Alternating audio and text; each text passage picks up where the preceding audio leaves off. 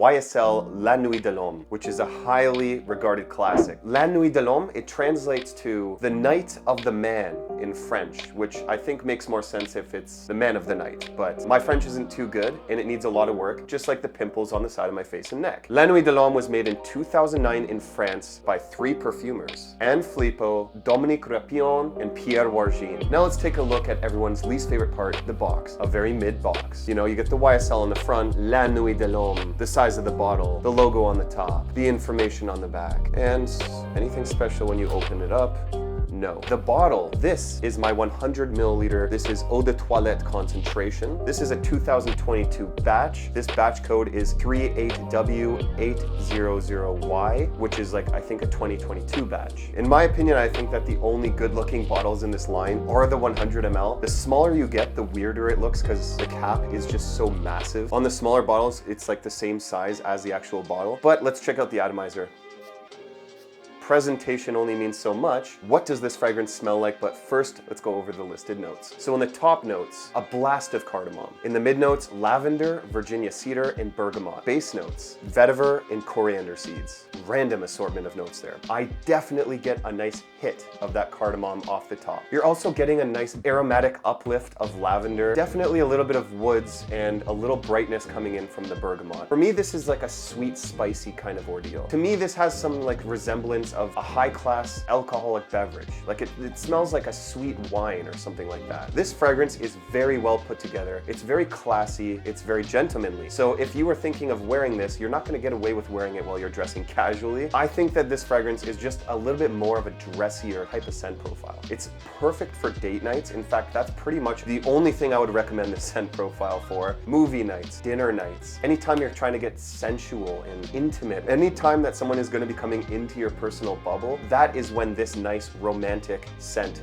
will be amazing. I think a scent profile like this is ageless. It does have that youthful sweetness in the back, but it also has this refined maturity to it with a very high compliment factor, but that's only if they can smell it on you. And this is where I'm gonna go a little bit controversial. The performance here sucks. I'm not gonna sugarcoat it. This is a lighter scent. It is not supposed to be a powerhouse, a beast mode, scream in everyone's face type of fragrance. But with that being said, when I sprayed this on my skin, I got about a foot of projection, which lasted about an hour. After about that hour, the scent does transition a little bit. That cardamom pop is gonna settle into a little bit of a more well-blended scent profile. It's not as aggressive as when you first spray it. Also, after that 1 hour, it does start to sit a little bit closer to your skin. It's already losing a little bit of its steam after only an hour. In around the 2 to 3 hour range, the fragrance starts sitting so close to your skin that you really have to start getting close to just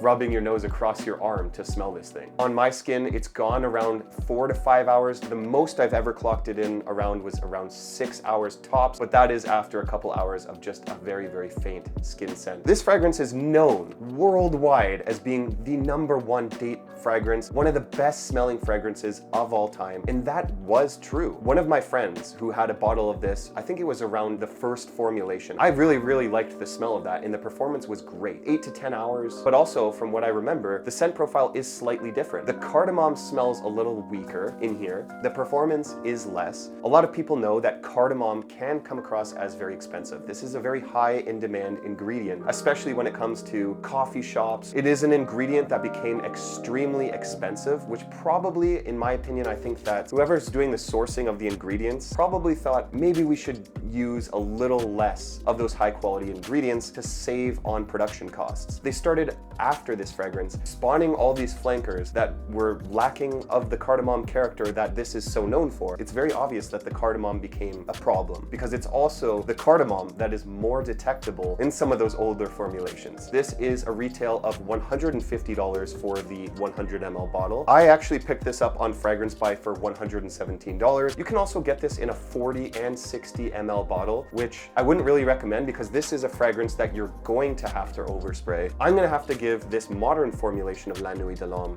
a 7.8 out of 10. Still not a bad rating, taking all that into consideration, because it does really smell amazing. I really just wish this lived up to the original formulation. If you want a fragrance that's perfect for date nights, I highly suggest you check out this fragrance right here.